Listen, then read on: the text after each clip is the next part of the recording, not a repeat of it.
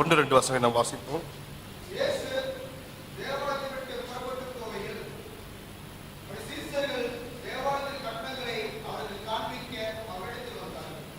Amen.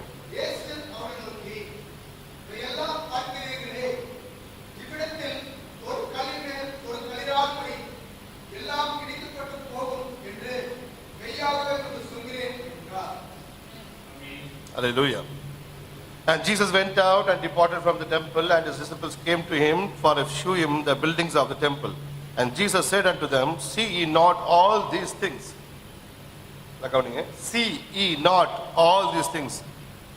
Verily I say unto you, there shall not be left here one stone upon another that shall not be thrown down. Amen. பாசப்படுகிற வேத பக்தி தேவன் ஆசீர்வதிப்பாராக. இரக்கத்தில் ஐஸ்வர்யமுள்ள எங்கள் தேவனாய் கர்த்தாவே, இந்த அருமையான சாயங்கால வேளையிலே நம்முடைய சமூகத்தில் நாங்கள் கொஞ்சம் கூடி வரும்படியாக கொடுத்த நல்ல கிருபைக்காக உமக்கு ஸ்தோத்திரம் ஐயா. ஆண்டவரே தகப்பனே, இதோ இந்த கடைசி காலத்திலே ஆண்டவரை எங்களுக்காக ஒரு தீர்க்கதரிசியை அனுப்பி ஆண்டவரே கர்த்தாவே, வேதத்தில் மறைக்கப்பட்டிருக்கிற எல்லா காரியங்களையும் ஆண்டவரே எங்கள் கண்களுக்கு முன்பாக திறந்து அதை காணும்படியாக எங்கள் கண்களை திறங்கும்படியாக ஸ்தோத்திரம் கர்த்தாவே. இந்த வேளையில் நாங்கள் ஒன்று கூடியிருக்கிறோம் அப்பா. நாங்கள் ஒருவர் பார்த்துக் கொள்வதற்காகவோ ஆண்டவரே கர்த்தாவே ஒருவர் காண்பித்துக் கொள்வதற்காக அல்ல. ஆண்டவரே, நாங்கள் உண்மை காணும்படியாக வந்திருக்கிறோம். ஆண்டவரே, நாங்கள் உம்மிடத்திலிருந்து கேட்கும்படியாக வந்திருக்கிறோம். நாங்கள் உம்மிடத்தை பேசப்படியாக வந்திருக்கிறோம் கர்த்தாவே. ஆண்டவரே, நாங்கள் உண்மை காணாமல் போவோமானால் ஆண்டவரே, நாங்கள் பெற்ற எல்லா பிரயாசங்களும் வீண் விருதாமாய் போய்விடும் கர்த்தாவே. அப்படியா இராதபடிக்கு நாங்கள் ஒவ்வொருவரும் கர்த்தாவே என்று கிறிஸ்துவை சந்தித்தவர்களாக, இங்கிருந்து போகும்போது நாங்கள் கிறிஸ்துவோடு கூட பேசினவர்களாக, கிறிஸ்து எங்களோடு கூட பேசினதாக அந்த அன்பின் ஐக்கியத்தோடு கூட அந்த நித்திய சமாதானத்தை கூட நாங்கள் கடந்து போகும்படியாக கிருபை செய்யுங்க. இந்த ஊழியத்துக்காக பிரயாசப்பட்ட ஒவ்வொருவரையும் ஆசீர்வதிங்க. இயேசு கிறிஸ்துவின் பரிசுத்த நாமத்தில் ஜெபிக்கிறேன் பிதாவே, ஆமென். Hallelujah. Please be seated, my brother and sisters. கர்த்தரை பரிசுத்தம் மகிமைப்படுவதாக. ஏறக்குறைய மணி 3 ஆகிவிட்டது. நாம் எவ்வளவு சீக்கிரமாக முடியுமோ அவ்வளவு சீக்கிரமாக நம்ம வேதத்தின் சில பகுதிகளை நாம் வாசித்து கேட்போம். இந்த குலத்தை குறித்து சகோதரன் சொல்லும்போது இது ஒரு நல்ல சகோதர சிநேக கூட்டம் என்று சொன்னார். அதுதான் நம்ம அந்த பேனர்லையும் பார்த்துருப்பீங்க. அதுதான் சகோதர சிநேகம் என்று நாம் பார்க்கும்போது நாம் அநேக கருத்தை கேள்விப்படுறோம். சகோதர சிநேக கூட்டங்கள், சகோதர சிநேக கூட்டங்கள், சகோதர சிநேக கூட்டங்கள் என்று நாம் கேள்விப்படுறோம். ஆக்சுவலா உண்மையாகவே வேதத்துல சகோதர சிநேகத்தை நாம் எங்கு பார்க்கிறோம் என்றால், 1 பேதுரு நாம் பார்க்கும்போது விசுவாசத்தோடு கூட தைரியத்தை ஞானத்தை மிச்ச அடக்கத்தை கொண்டு லாஸ்ட் சகோதர சிநேகத்துல என்ன பண்ணுங்க, அது சகோதர சிநேகத்துக்கு வேதத்துல ஒரு அருமையான உதாரணம் யாருன்னு பாத்தீங்கன்னா ஆபிரகாம். அல்லேலூயா. தன்னை விட்டு பிரிந்து போன, தன்னை காட்டிலும் மேன்மையான இடங்களை தெரிந்து கொண்டு, செழிப்பான இடங்களை தேர்ந்தெடுத்து கொண்டு பிரிந்து போன தன்னுடைய சகோதரனுக்காக திறப்பில் இருக்கக்கூடிய ஒரு மனுஷன் தான் ஆபிரகாம். அல்லேலூயா. அவன் பிரிந்து போயிருந்தாலும் கூட, அவன் தன்னை விட்டு தூரமாய் போயிருந்தாலும் கூட, அங்கு ஒரு பெரிய ஆபத்து வருகிறது என்று சொல்லி நினைக்கும் போது உடனடியாக ஆபிரகாம் தனக்காகவும் தன்னுடைய குடும்பத்திற்காகவும் கேட்டுக்கொள்ளாதபடிக்கு தேவனே ஆபிரகாமுடைய வீட்டுக்கு வந்திருக்கும் போது தனக்காக அநேக காரியங்களை கேட்டிருக்கலாம். ஆமே. ஆனால் எல்லாவற்றையும் மறந்துவிட்டு தன்னை விட்டு பிரிந்து போன ஒரு சகோதரனுக்காக திறப்பில் இருக்கிறார். அல்லேலூயா.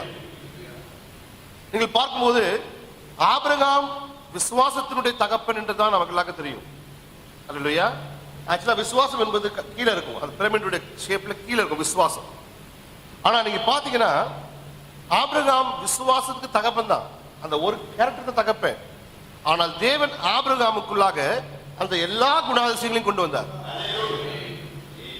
ஆமே. விசுவாசம், அவன் விசுவாசிக்கும் போது விசுவாசியா இருந்தான். எனக்கு 25 வருடங்களாக விசுவாசிக்கும் போது ஒரு விசுவாச தகப்பன். பொறுமை, 25 வருஷங்கள் காத்துட்டு இருப்பது சாதாரண ஒரு காரியம். அந்த பொறுமை என்ற ஒரு கேரக்டர் இருக்குது. அதே போய் சத்துருக்களை ஜெயித்து கொண்டு வரும்போது தைரியம், ஞானம், இச்சை அடக்கம், இது எல்லாவற்றும் ஆபிரகாம் கடந்து வரும்போதுதான் கடைசியா ஆபிரகாம் ஒரு குணாதிசயம் வருது. என்ன குணாதிசயம் பார்த்தீங்கன்னாக்கா சகோதர சிநேகம். ஒரு பெரிய ஆச்சரியமான விஷயம். சகோதர சிநேகத்தை எப்ப வருது அப்படின்னா, தலைக்கல் ஆபிரகாமுடைய கூடாரத்துக்கு வரும்போதுதான் ஆபிரகாமுக்குள்ளாக சகோதர சிநேகம் வருது. ஆமே. ஏன்னா தேவன் நடந்து யாருக்குடைய கூடாரத்துக்கு வந்தாருங்க? ஆபிரகாமுடைய கூடாரத்துக்கு வந்தார். தலைக்கல் ஆபிரகாமை நெருங்க நெருங்க நெருங்க நெருங்க நெருங்கும் போது ஆபிரகாமுக்குள்ள என்ன சுபாவம் வருதுங்க? சகோதர சிநேகம் வருது. ஏன்னா தேவன் ஆபிரகாம் ஒரு பரிபூர்ண மனிதனாக நிறுத்த விரும்புகிறார். விசுவாசத்தில் தொடங்கிய தேவன் கடைசியில ஆபிரகாமுக்கு எங்க நிறுத்துவார் அப்படின்னா லவ். ஆமென். லவ் என்று என்னன்னு பாத்தீங்கன்னா, நீ நேசிக்கிறதும் உன்னுடைய ஒரே குமாரனும் உன் ஏகசுதனமாகிய குமாரனை எனக்காக பலியிடு என்று சொல்லும் போது அங்கு விசுவாச கிரியை செய்யல, அங்கு ஆபிரகாம் தேவன் மேல் வைத்திருந்த அன்பு. விசுவாசம் ஒன்று கேட்கும், அன்பு ஒன்று கொடுக்கும். ஆமென்.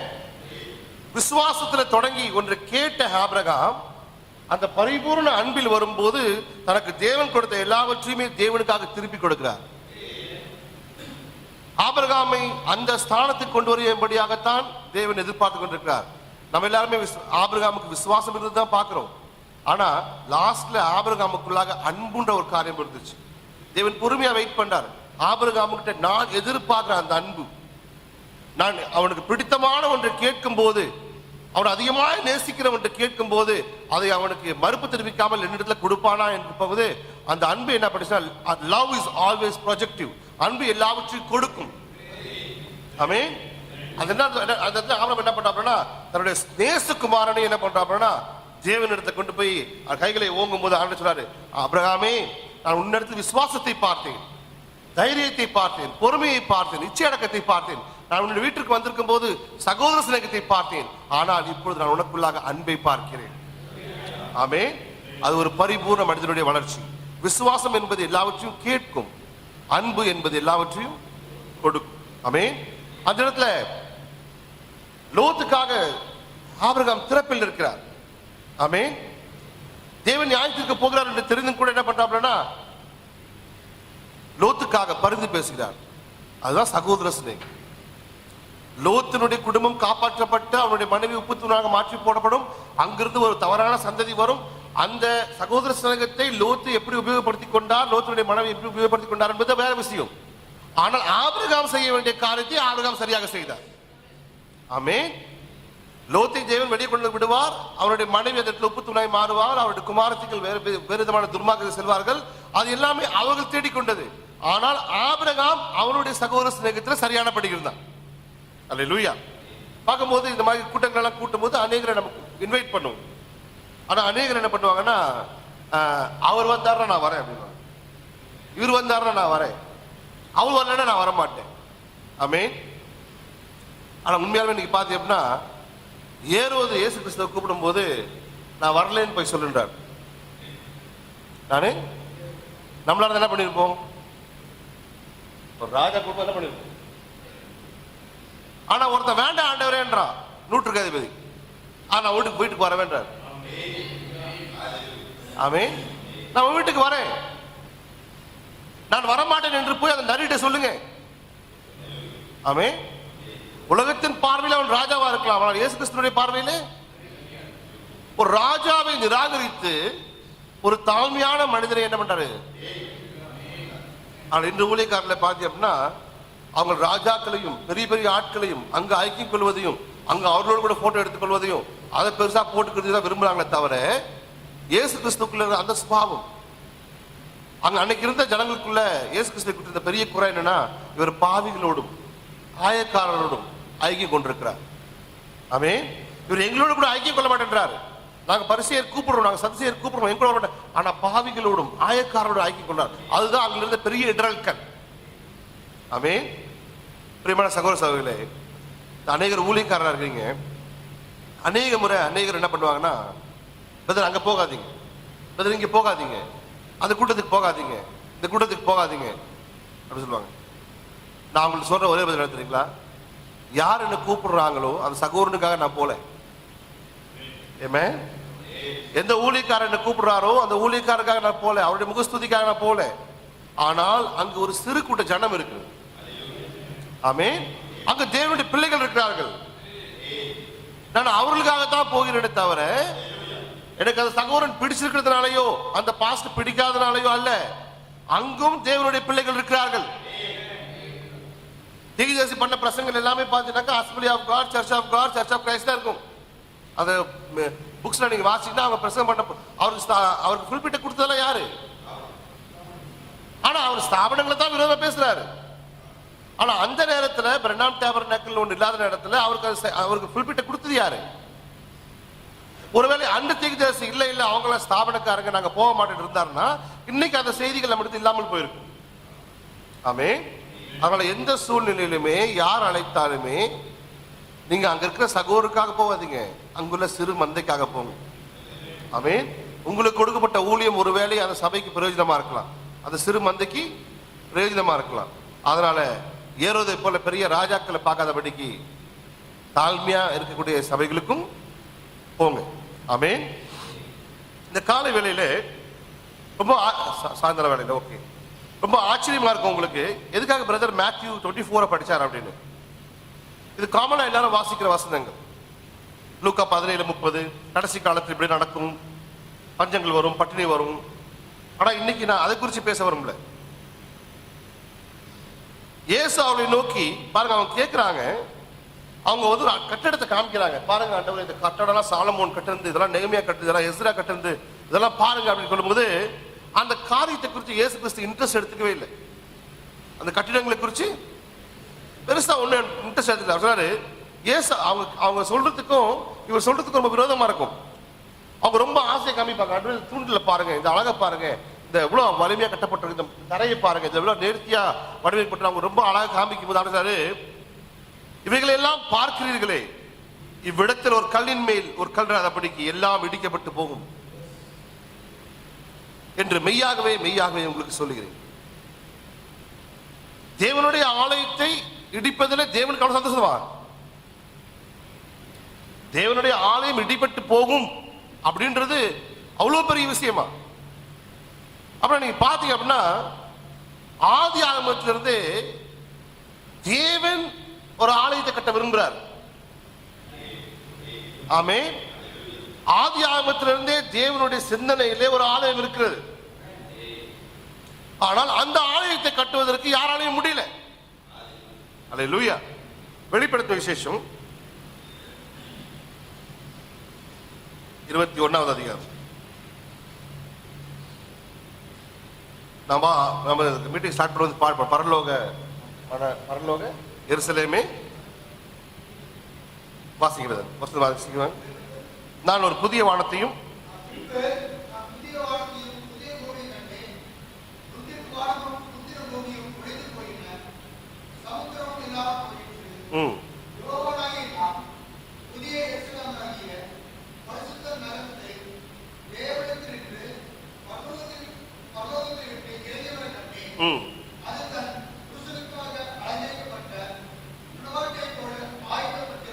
Amen. இப்போ 9ஆம் வசனம் brother.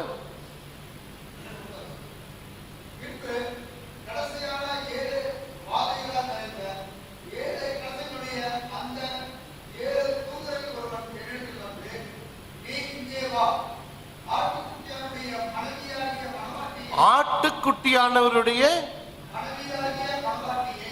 எங்கேயுமே வேதத்துல பாத்தீங்கன்னா சிங்கத்தினுடைய மனைவின்னு போடவே இல்லை.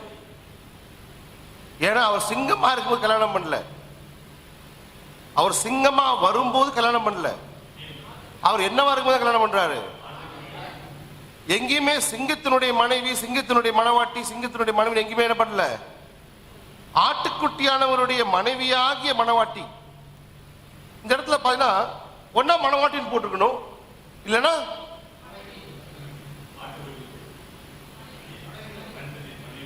ஆனா என்ன போட்டிருக்கு, ஆட்டுக்குட்டியானவருடைய மனைவி ஆகிய மனவாட்டி.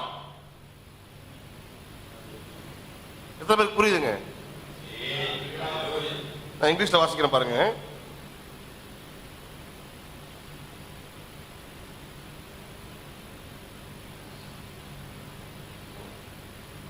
And there came unto me one of the 7 angels which had the 7 vials full of 7 last plagues, and walked with me, saying, Come hither, I will shew thee the bride. Come on. English la, the bride, the lamb's wife. Amen. மனவாட்டி ஆகிய அப்படியே போட்டுருக்கு. மனவாட்டிக்கு அப்புறம் தானே மனைவி ஆகணும். மனவாட்டியாகிய மனைவின்னு சொல்லலாம், மனைவியாகிய இது என்ன வித்தியாசமா இருக்கு? ஆமென். இப்போ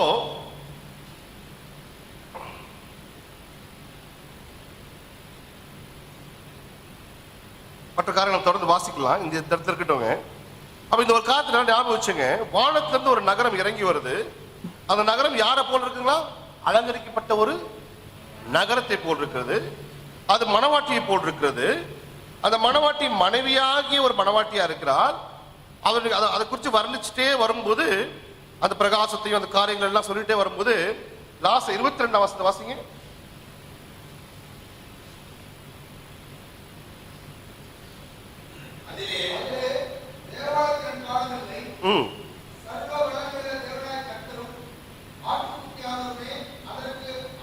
அந்த நகரத்துல ஆலயம் இல்லாமல் போயிட்டு, நகரத்துல நல்லா கவனிக்கணும். நான் ரொம்ப சீக்கிரம் முடிச்சிருவேன். ஆனால் நான் சில காரியங்களை அப்படியே சொல்லிட்டு போவேன். அந்த காரியங்களை நீங்க என்ன பண்ணுங்க, வேதத்துல போய் தியானிங்க. ஏன்னா நேரம் கம்மியா இருக்கிறது, நம்ம எல்லா காரியங்களும் விவரிச்சு. அந்த நகரத்துல ஒரு நகரம் இறங்கி வருது. அது அலங்கரிக்கப்பட்ட மணவாட்டியை போல் இருக்குது. ஆனா அந்த நகரத்துல என்ன இல்லைங்களா, எல்லாமே ஹைலைட் பண்ணி சொல்லப்பட்டிருக்குது. அதிலே தேவாலயத்தை நான் காணவில்லை. தேவாலயம் இருந்துச்சு, தேவாலயம் இருந்துச்சு. ஆனால் தேவாலயத்தை என்ன பண்ணல யோவான் தேடுறாப்ல. ஏன்னா யோவான் பரலோகத்துடைய காரணம் தெளிவா பார்த்துட்டு வராப்ல. அங்க தேவாலயம் என்று ஒன்று இருந்துச்சு, ஆனால் நான் தேவாலயத்தை நான் காணவில்லை. ஒரு ஃபர்ஸ்ட் ஒன்று பார்த்திருந்தோம் அப்படின்னா, திரும்பி பார்க்கும்போது அந்த காரியம் அங்க இல்லை என்ன பண்ணுவோம், நம்ம ஆச்சரியப்படுவோம். அந்த இடத்துல அங்க தேவாலயம் காணப்படவில்லை. சர்வ வல்லமையுள்ள தேவனாகிய கர்த்தரும் ஆட்டுக்குட்டியானவரே அதற்கு ஆலயம். ஆமென். நகரத்திற்கு வெளிச்சம் கொடுக்க சூரியனும் சந்திரனும் அதுக்கு ரெண்டு வேண்டுவதில்லை. தேவனுடைய மகிமையை பிரகாசித்தது. ஆட்டுக்குட்டியானவரே அதற்கு விளக்கு. ஆமென். இப்ப இந்த ஆலயத்தை குறித்து நம்ம கொஞ்ச நேரமாக பார்ப்போம். நீங்க ஆதியாகமத்தை பார்க்கும்போது திரும்ப திரும்ப எப்பவுமே என்ன பண்ணணும், நம்ம Aadhi come to the back original. ஏன்னா நம்ம ஆதியில போனாதான் ஆதியில என்ன இருந்துச்சோ. தீர்க்கதரிசி பார்த்தா நியாயப்பிரமாணம் அவங்க கிட்ட சொல்லிச்சுன்னா, நீங்க வேணா எத்தனை மனைவி கல்யாணம் பண்ணிக்கலாம், விபச்சார முகாந்தாரத்தோட என்ன பண்ணலாம், நீங்க தள்ளி விடலாம், அநேக நியாயப்பிரமாணங்கள் கொடுக்கப்பட்டுச்சு. ஆனா இயேசு கிறிஸ்து என்னன்னா, ஆதியிலே அப்படியாய் இருந்ததில்லை. ஆதியிலே அப்படியா இருந்ததில்லை. இயேசு அவங்களை எங்க கொண்டு போய் முயற்சிக்கிறாரு. அப்ப நம்ம என்ன பண்ணணும், ஆதியில போகணும். அப்ப நீங்க பார்க்கும்போது ஆதியாகமம் 1ஆம் அதிகாரத்துல தேவன் ஒரு மனுஷனை உண்டாக்கினார். அல்லேலூயா. ஒரு மனுஷனை உண்டாக்கி அவர்கள் நீங்க பழுகி பெருகி பூமியை நிரப்புங்கள் என்று சொல்லி நமக்கு அதிகாரம் கொடுத்தார். அல்லேலூயா. ஆனா நீங்க நல்லா கவனிச்சீங்க அப்படின்னா, ஆதியாகமம் 1ஆம் அதிகாரத்துல உண்டாக்கப்பட்ட அந்த மனுஷனை தேவன் ஆணும் பெண்ணுமாக சிருஷ்டித்தார். அல்லேலூயா. ஆனால் அவங்களை ஆணும் பெண்ணுமாக அவர் பிரிக்கவில்லை. 2ஆம் அதிகாரத்தில் உண்டாக்கப்பட்ட ஆதாமை, ஆதாமுக்குள்ளாக இருந்து ஏவாளை எடுத்து அவளை ரெண்டாக பிரித்தார். அல்லேலூயா. ஆனால் ஆதியாகமம் 1ஆம் அதிகாரத்தில் இருக்கிற மனுஷனை தேவன் தம்முடைய சாயலாக மனுஷனை சிருஷ்டித்தார். அவனை தேவ சாயலாக சிருஷ்டித்தார். ஆணும் பெண்ணுமாக அவளை சிருஷ்டித்தார். அவன் அவன் அவன் வரும். ஆனா ஆணும் பெண்ணுமாக அவளை சிருஷ்டித்தார். இந்த ரெண்டுமே யாருக்குள்ள இருக்குதுங்க, அவனுக்குள்ளாக இருக்குது. ஆமென். நீங்க பழகி பெருகி பூமி நிரப்புங்க, ஆட்சி பண்ணுங்க, எல்லா ஆசீர்வாதத்தையும் என்ன பண்ணிட்டாரு, 1ஆம் அதிகாரத்துல கொடுத்துட்டாரு. ஆனா 2ஆம் அதிகாரத்துல ஒரு மனுஷனை உண்டாக்குறாரு. அவனை மாம்சத்துல உண்டாக்குறாரு. பிரசங்கித்தது போல ஒரு மார்ப்பாண்டத்தில் என்ன பண்றாரு, அந்த காரியத்தை கொண்டு வராரு. 2ஆம் அதிகாரம் தேவனுடைய பர்மிசிபிள், தேவனுடைய அனுமதி சித்தம். தேவனுடைய பெர்ஃபெக்ட் வில் எங்க இருக்கு அப்படின்னா 1ஆம் அதிகாரத்தில். அனுமதி சித்தத்தை எப்பவுமே தேவன் ஆஸ்வதிக்க மாட்டார். ஆமென்.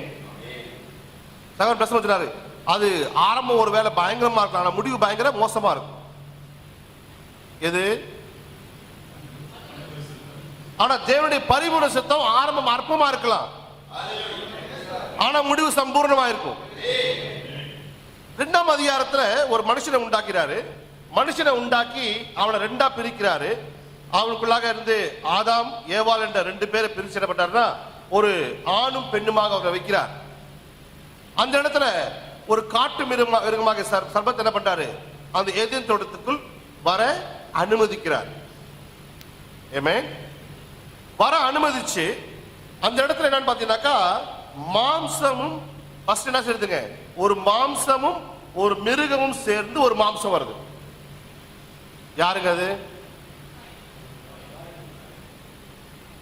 ஆனா தேவனுடைய பரிபூர்ணத்தை என்னது? முதலாம் அதிகாரத்தில் இருக்கிற மனுஷன் தான் பழுகி பெருங்க சொன்னாரு. இரண்டாம் அதிகாரத்தில் இருக்கிற ஆதாமும் ஏவாளையும் பழுகி பெருங்க சொன்னாரா?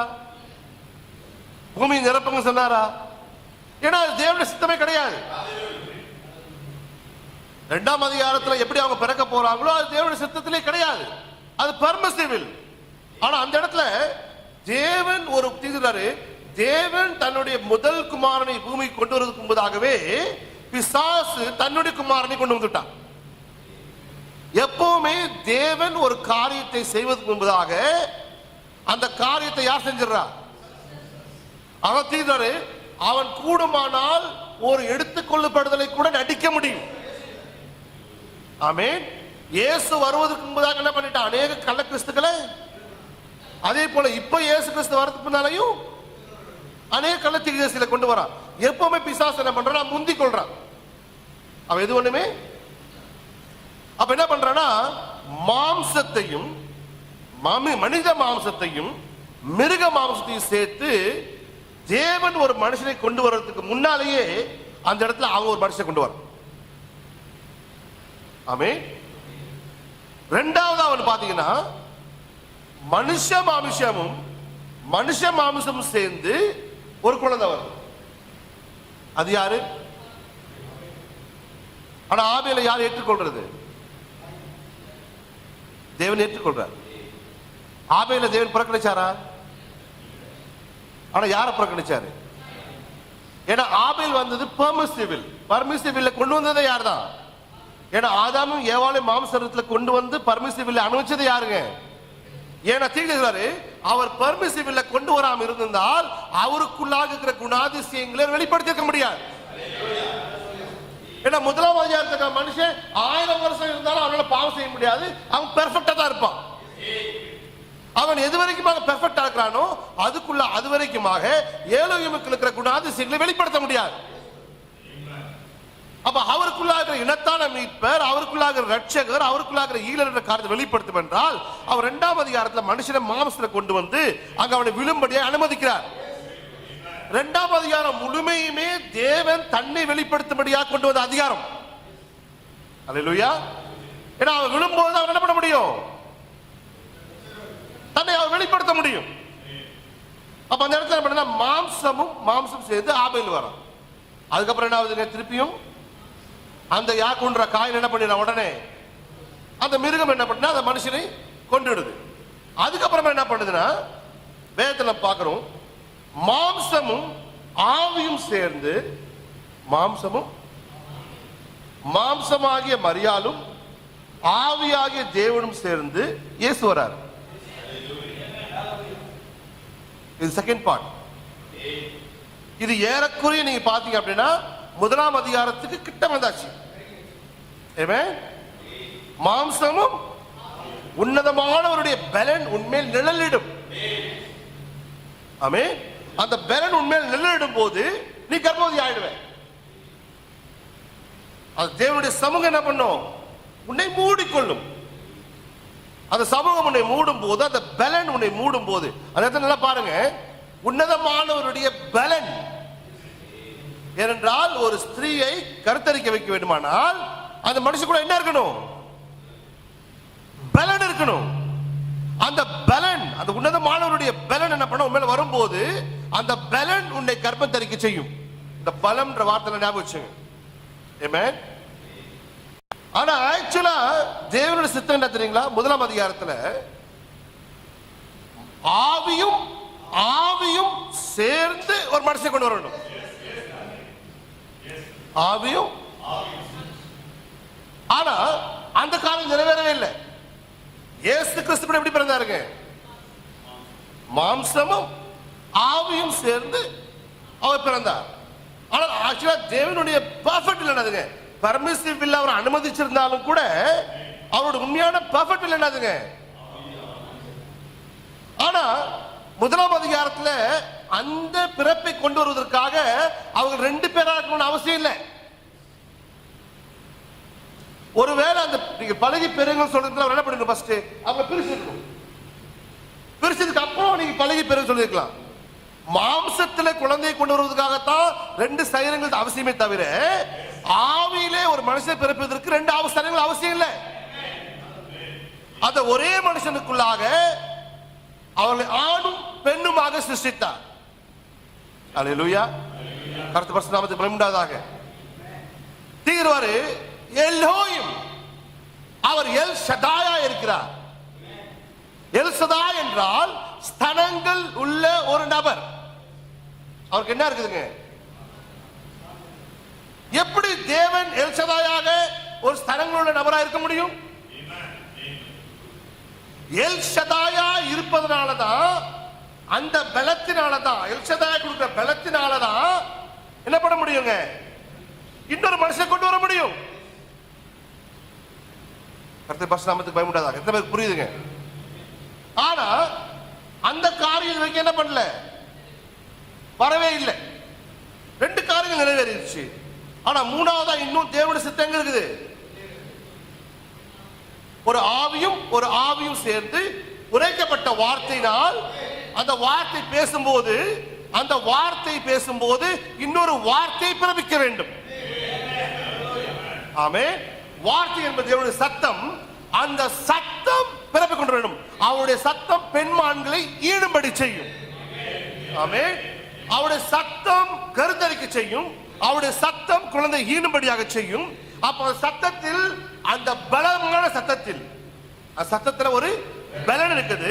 அந்த பலமான சத்தத்தில் ஒரு கருத்தரிக்கப்படும். அல்லேலூயா. எத்தனை பேருக்கு புரியுதுங்க? இந்த காரியத்தை நீங்க பாத்தீங்க அப்படின்னா, ஆதாமுக்கு அப்புறமா அந்த காரியம் என்ன பண்ணல, அங்கிருந்து தேவன் அப்படியே தன்னுடைய பிளானை கொண்டு வந்துட்டே இருக்காரு. லாஸ்ட்ல 2000 வருஷங்கள் கழிச்சு தேவன் அந்த பிளானை எக்ஸிக்யூட் பண்றதுக்காக ஆபிரகாமை கூப்பிடுறாரு. ஆபிரகாமுக்குள்ளார அந்த பிளானை ஸ்டார்ட் பண்றாரு. பிளானை ஸ்டார்ட் பண்ணி ஆபிரகாம் என்ன பண்ணாத, தேசத்தை எல்லாம் விட்டு வா, நான் உன்னை பெரிய ஜாதி ஆக்குறேன் அப்படின்னு சொல்லி கொண்டு வரும்போது ஆபிரகாமும் புறப்பட்டு என்ன பண்றாரு, கானான் தேசத்துக்கு போறாரு. போகும்போது வழி ஒரு பெரிய பஞ்சம் உண்டாகுது. அந்த பஞ்சத்துல இப்படி சிரியா, லெபனன், பாலஸ்தீனா இப்படி பிரயாணப்பட்டு கொண்டிருக்கிற ஆபிரகாம் என்ன பண்ணா, அந்த பஞ்சம் வந்த உடனே அப்படியே கீழ் திசையா எகிப்துக்கு போயிடுறாரு. ஆனா தேவ சித்தத்துல யார் இருக்கிறா? தேவனுடைய சித்தத்துல ஆபிரகாமுக்கு ஒரு குமாரனை கொண்டு வரணும். ஆமென். ஆனா அங்கிருந்து ஆபிரகாம் என்ன பண்ணா, டர்ன் ஆகி அப்படியே எகிப்துக்கு போன உடனே உங்களுக்கு எல்லாருக்கும் ஸ்டோரி தெரியும். அங்க என்ன பண்றாங்க, சாரால உடனே தேவன் காட்சி என்ன பண்றாரு, சாரால காப்பாற்றின உடனே அந்த ராஜா என்ன பண்றானா, ஆபிரகாமுக்கு பொண்ணும் பொருளும் எல்லாவற்றையும் கொடுக்கும்போது கூட என்ன பண்ணிடுறானா, ஆகாரையும் சேர்த்து அனுப்பி விட்டுறான். இதுதான் பிசாசுடைய இன்செர்ஷன். ஏன்னா தேவனுடைய குமாரன் வருவதற்கு எப்போ பிசாசு என்ன பண்ணுவான், தேவன் பணி செய்யறதுக்கு முன்னால அவன் ஃபர்ஸ்ட் பணி செஞ்சிருவான்.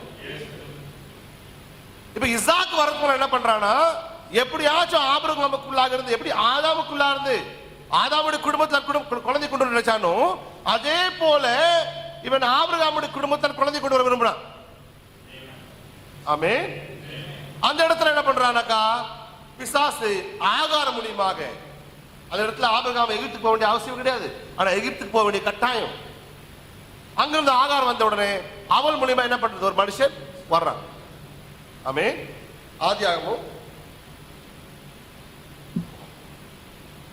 16வது அதிகாரத்தை எடுங்க.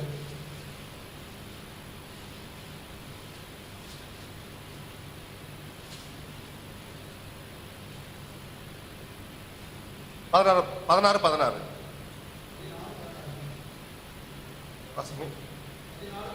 16 brother.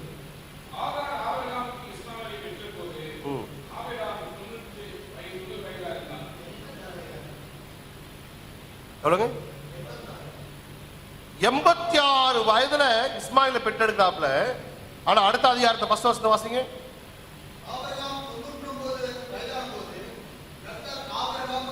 ஏறக்குறைய ஆபிரகாம் செஞ்ச இந்த ஒரு காரியத்தினால ஏறக்குறைய 13 ஆண்டுகள் தேவன் ஆபிரகாம் கூட பேசல.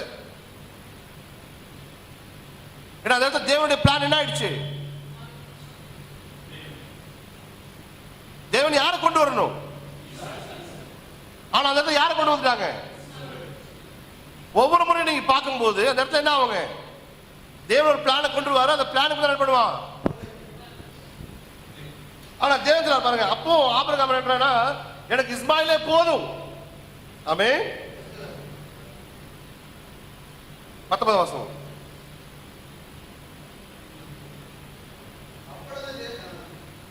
அப்பொழுது தேவன்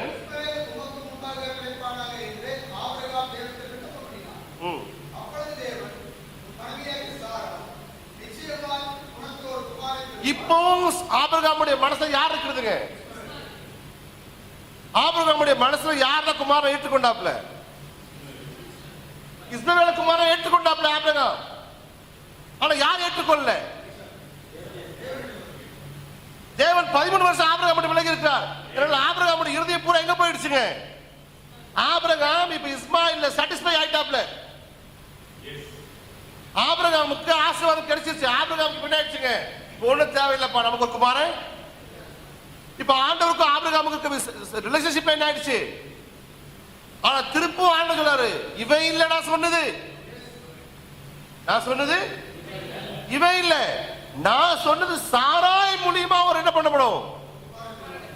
இந்த இடத்துல நீங்க பாத்தீங்கன்னா இன்னொரு பேரை பார்க்கணும் பைபிள். என்னன்னாக்கா அதே மாம்ச சரீரம் ஆனால் மறுரூபமாக்கப்பட்ட மாம்ச சரீரம்.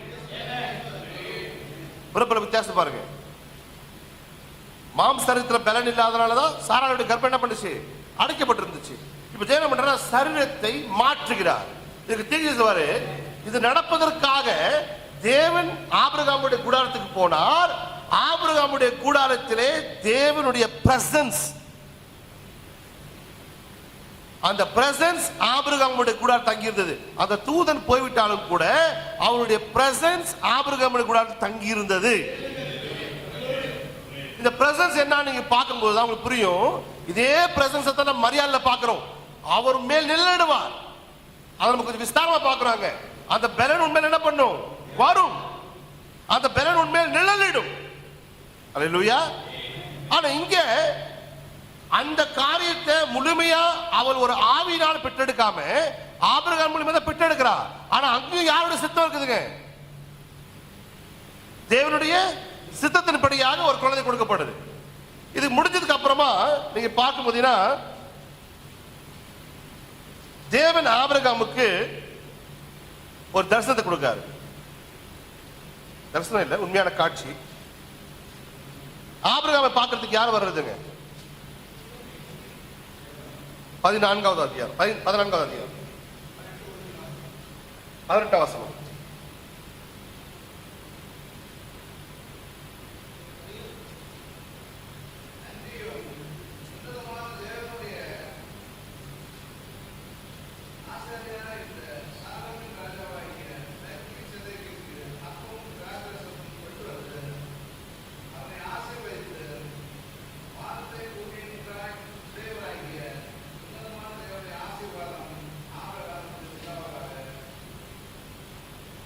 இந்த காரியங்கள் எல்லாம் நடக்கிறதுக்கு முன்னால ஆபிரகாம் யார் விசிட் பண்றது பாத்தீங்கன்னா மெல்கிசேதேக். மெல்கிசேதேக் யார் பாத்தீங்க அப்படின்னாக்கா ராஜாவும் ஆசாரியுமானவர். இந்த காரியத்தை நான் இன்னைக்கு கொஞ்ச நேரம் பேச போறேன். The king priest. ஆமென். அவர் என்னவா இருக்காருங்க? ராஜாவும் ஆசாரியருமாகிய அவர் வந்து ஆபிரகாமோடு கூட ஒரு ஐக்கியத்தை உண்டு பண்றார். ஆபிரகாமுக்கு திராட்சரசத்தையும் அப்பத்தையும் கொடுக்கிறார். கொடுத்ததுக்கு அப்புறமா அவர் என்ன பண்ண நினைக்கிறாருன்னா ஆபிரகாமுக்குள்ளாக இருந்து அவர் திட்டத்தை நிறைவேற்றத்துக்காக அவர் வரும்போது அடுத்த அதிகாரத்தை யார் உள்ள புகுந்துறா? ஆண்டவர் உடன்படிக்கை பண்றாரு. எதன் மூலமா? ரத்தத்தின் மூலமாகவும்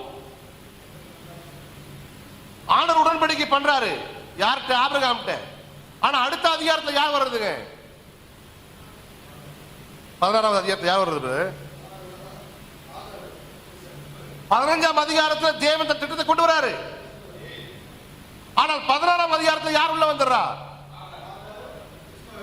வந்த உடனே நீங்க பாத்தீங்க அப்படின்னா தேவன் தன்னை தாமே ஒப்பு கொடுக்கிறார். யாரு? கம்யூனியனை கொண்டு வர்றார். யார்கிட்ட? ஆபிரகாம்கிட்ட. அந்த உடன்படிக்கையிலே ஆபிரகாமுக்கு எந்த சேதமும் கிடையாது. ஆமென். கம்யூனியன்ல தேவன் தான் அடிக்கப்படணும், தேவன் தான் பாடுபடணும், தேவன் தான் துக்கத்தை அனுபவிக்கணும்.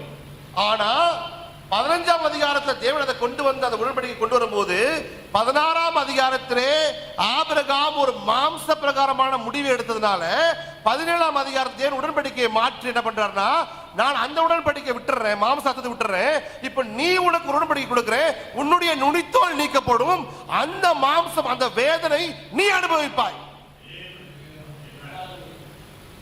தேவன் ஒரு உடன்படிக்கை பண்ண வந்தாரு.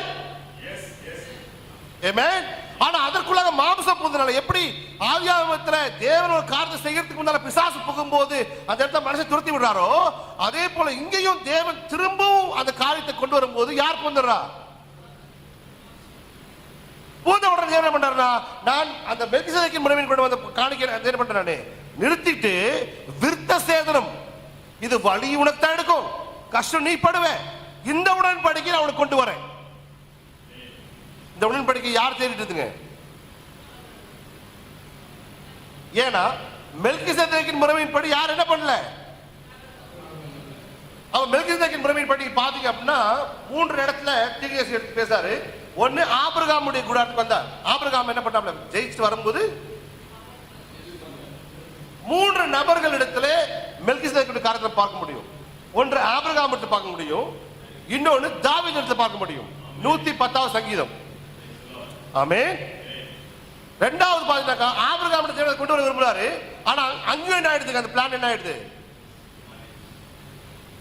லாஸ்ட்ல தேவன் என்ன பண்றாருன்னா 1000 வருஷம் கழிச்சு தாவீதை கொன்றார். ஆமென். ஏன்னா தாவீதுக்கு யார பூமி, தேவனுக்கு யார பூமியில் கொண்டு வரணும்? நீங்கள் ராஜாக்களும் ஆசாரியருமாய் இருப்பீர்கள். ஆதியாகம யாத்திராகமத்தில் பார்க்கும்போது நீங்கள் ராஜரீக ஆசாரியராக இருப்பீர்கள். தேவனுடைய மைண்ட்ல ஒரு ஆசாரியன் இருக்கிறான். ஆமென். அந்த ஆசாரியன் யாரா இருக்கணும்? ஆசாரியன மாத்திரம் இல்ல, அவன் ராஜரீக ஆசாரியனா இருக்கணும். அவன் ஆளுகையும் செய்யணும், அவன் ஆசாரியனாவும் இருக்கணும். அல்லேலூயா. ஆனா பழைய ஏற்பாட்டில் தேவன் நிறைய இடத்துல அனுமதிக்கல. ஒரு ராஜா என்ன பண்றான், தூபம் காட்டுறதுக்காக உள்ள போகும்போது என்ன ஆயிடுது அவனுக்கு?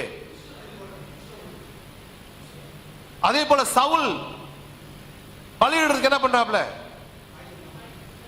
அன்னைக்கு அவன் ராஜ்யத்தை என்ன பண்ணார் தேவன்?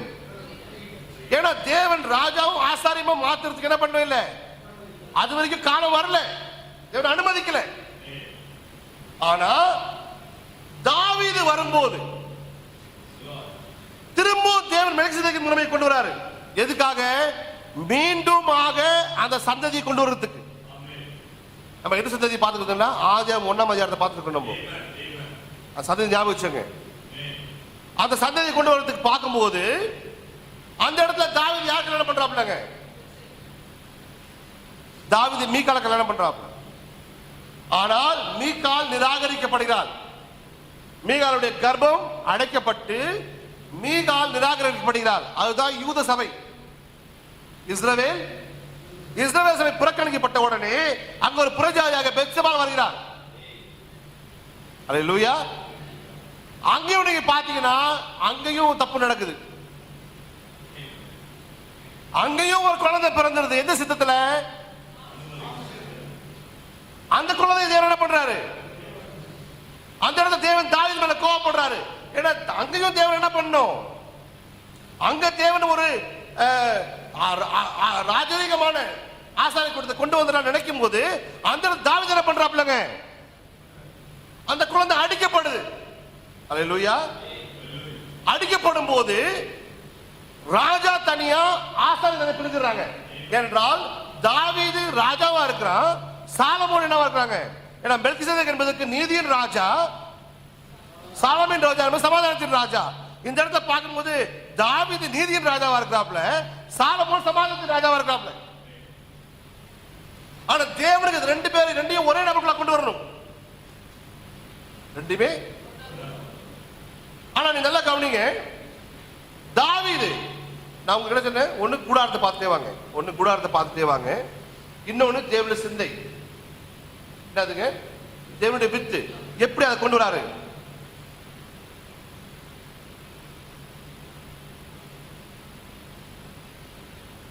எக்ஸோடஸ் 19:6 வாசிங்க. யாத்ராவும்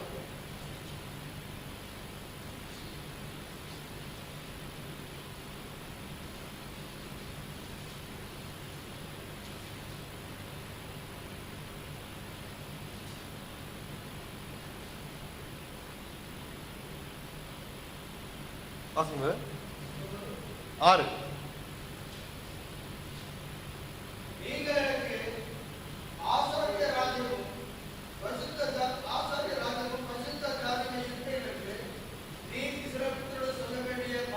பாருங்க, தேவனுடைய சிந்தனை என்ன இருக்குது? ஆக்சுவலா அவர் பேக் மைண்ட்ல என்ன போயிட்டு இருக்குது? ஏன்னா ஆரோனுடைய ஆசாரித்துவம் என்பது டெம்பரரி. ஆரோனுடைய ஆசாரித்துவம் நம்மளை கொண்டு எங்க நிறுத்தோம் அப்படின்னா, ஆரோனுடைய ஆசாரித்துவம் உங்களை மீண்டும் எகிப்து கொண்டு போகும். அது திருப்பியும் போய் எக்யூமெனிக்கல் கவுன்சில்ல போய் முடியும். ஆமென். அது திரும்ப ஒரு மிருகத்தை உண்டாக்கி என்ன பண்ணுவாங்க? திருப்பி எகிப்துக்கு போவாங்க. ஆனால் தேவன் என்னன்னா ஆரோனுடைய ஆசாரித்துவத்தை டெம்பரரி பண்ணாத தவிர, தேவன் ஒரு ஆசாரித்துவத்தை மனசை வச்சிருக்காருன்னா, ஆசாரித்துவம் ராஜாவாகவும் இருக்கணும். ஏன்னா தேவனுடைய சிந்தனை எந்த ஆலயம் இருக்குதுங்க? பூமியில் இருக்கிற ஆலயம் கிடையாது. பரலோகத்துல ஒரு ஆலயம் இருக்குது. ஆமென். அந்த ஆலயத்தை தான் தேவன் யாருக்கு காட்டுறது? மோசஸ்க்கு மலை மேல கூட்டிட்டு போய் அந்த ஆலயத்தை காண்பிக்கிறார். காண்பிச்சுட்டு ரொம்ப அழகா சொல்றாரு, மோசே இதுல எந்த மாற்றத்தையும் உண்டு பண்ணிடாத. நீ எகிப்துல பெரிய பில்டர் எனக்கு தெரியும், நீ பெரிய பெரிய பில்டிங் எல்லாம், அதுக்காக இதுல எந்த ஆல்ட்ரேஷன் என்ன பண்றாத. இதுல நீ ஆல்ட்ரேஷன் பண்ணி அப்படின்னா எல்லாமே என்ன ஆயிடும்? நான் காண்பிக்கப்பட்ட மாதிரியின் படியேயே. ஆமென். அவ பரலோகத்துல ஒரு ஆலயம் இருக்குது, அந்த ஆலயத்துல ஒரு ஆசாரியன் இருக்கணும், அந்த ஆசாரியன் ஆசாரியனாவும் இருக்கணும். இது எங்க இருந்து டைப்புங்க? இது தேவன் எந்த ஆலயத்தை குறித்து யோசனை பண்றாரு? ஆமென்.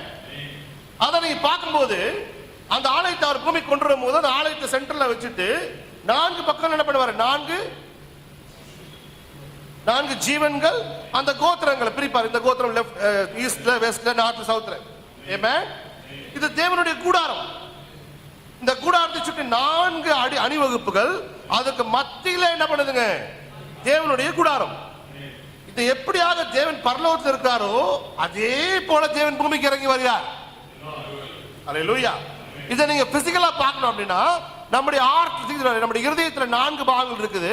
இடது ஆரிக்கல், வலது ஆரிக்கல், இடது வென்ட்ரிக்கல், வலது வென்ட்ரிக்கல். கேள்விப்பட்டிருப்பீங்க நீங்க. ஆமென். இந்த 4 ஜீவன்கள், என்னதுங்க? அந்த ட்ரைப்ஸ். அதுக்கு மத்தியிலே காற்று போகாத, ரத்தம் போகாத ஒரு இடம் இருக்குது. ஆமென். The holiest of holies. அங்குதான் தேவன் வாசம் செய்ய விரும்புகிறார். தேவனுடைய பரிபூர்ணமான மைண்ட் சிஸ்டம் என்ன அப்படின்னா, அவர் பரலோகத்தில் வாசமாக விரும்பவே இல்லை. எங்கு தன் பிள்ளைகள் இருக்கிறாங்களோ, இப்ப ஆதாமை ஏவாளை வெளியே அனுப்பிச்சிட்டாரு, அவங்க வந்துட்டாங்க, பூமியில் இருக்கிறாங்க. ஆனால் தேவனால் பரலோகத்தில் இருக்க முடியல. தேவன் எங்க தான் இருக்கணும்? தேவன் தன் பிள்ளைகள் மத்தியில் தான் இருக்கணும். ஆமென். ஆதாம் போய் ஆண்டவரே எங்க வீட்டுக்கு வாங்கன்னு கூப்பிடல. ஆனா ஆண்டவரா சொல்ற மோசஸ்ட, என் பிள்ளைகள் எங்க இருக்கிறார்களோ நான் அங்க வாசம் பண்ண விரும்புகிறேன். என் பிள்ளைகள் மத்தியில் என்ன பண்ணும்? வாசம் பண்ணும். அதுக்காக என்ன பண்ணு? மேல எப்படி பாக்குறியோ அதே மாதிரி கூடாரத்தை நாம் தேவன் இல்லாமல் இருக்க முடியும், ஆனால் தேவன் நாம் இல்லாமல் இருக்க முடியாது. நீங்க தேவன் இல்லாம அநேக வருஷங்கள் இருக்க முடியும், நீங்க தேவனை மறந்து அநேக வருஷங்கள் வாழ முடியும். ஆனால் நீங்கள் இல்லாமல் தேவனால் இருக்க முடியாது. தேவன் வாலண்டரி அவர் சொல்றாரு, மோசஸ் எனக்கு ஒரு ஆலயத்தை கட்டுப்பா, நான் உங்க மத்தியில இருந்துட்டு போறேன், நீங்க போகும்போது நானும் போறேன், நீங்க இருக்கும்போது நானும் இருக்கிறேன், ஆமென். நீங்க சாப்பிடுறத நான் சாப்பிடுறேன், ஹல்லேலூயா. நீங்க இருக்கிற இடத்துல நான் இருக்கிறேன், ஆனால் நான் எங்க தான் இருக்க விரும்புறேன். தேவன் இந்த பிளானை எப்பவுமே என்ன பண்ணலங்க, ஆதி ஆகமத்துல இருந்து இப்படியே தொடர்ந்து ஒரு கூடாரத்தில் என்ன பண்ண வாசம் பண்ணிட்டு வராரு. இப்ப தாவீது என்ன பண்றாப்லன்னா, தாவீது தேவன் அந்த காரியத்தை கொண்டு வரும்போது அந்த இடத்துல தாவீது தப்பு பண்றாரு.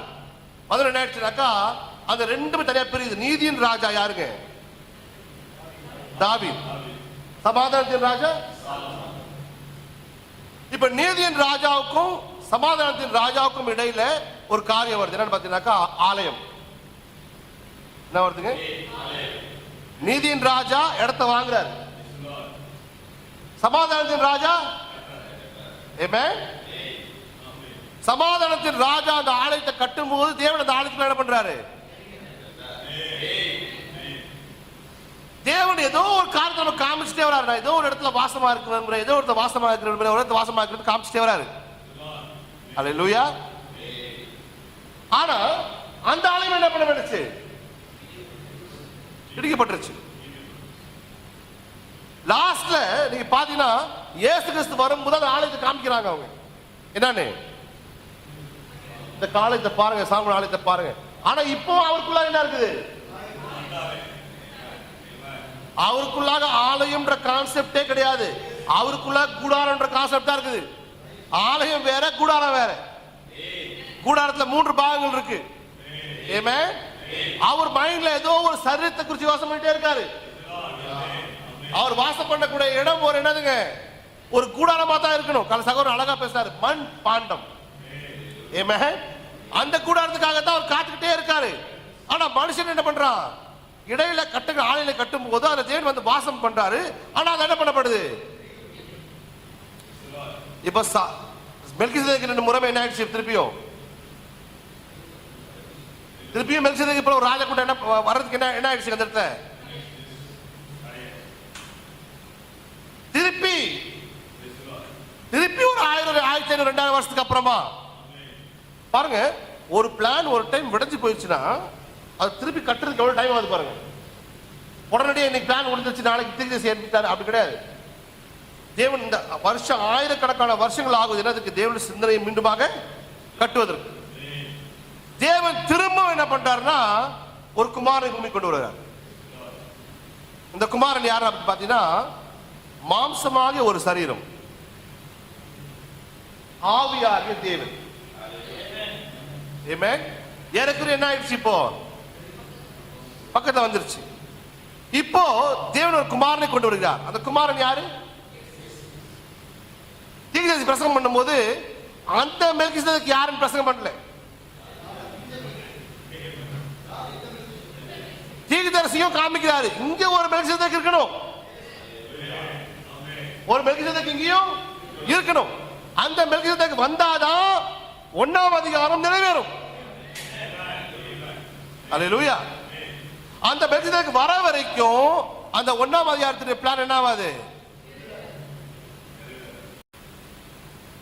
இயேசு கிறிஸ்து பூமிக்கு வராரு. யாரு இயேசு கிறிஸ்து? இயேசு கிறிஸ்து யாருங்க? தேவனுடைய குமாரன், முதற் பேரானவர், ஒரே பேரானவர், முதற் பேரான குமாரன், ஒரே பேரான குமாரன். நான் இப்ப உங்களுக்கு கேட்கிறேன், இப்பவும் பிளான் பூரா ஆயிடுச்சா? இப்ப 3/4 பங்கு வந்துருச்சு. ஆனா முழுமையா என்ன பண்றோம்? வரணும். மெல்கிசேதேக்கின் முறைமையின் படி ஒரு குமாரனை பூமியில கொண்டு வந்தே ஆகணும். மெல்கிசேதேக்கின் முறைமைப்படி ஒரு ஆசாரி கூட கொண்டு வந்தே ஆகணும். 1 பேதுரு வாசிங்க.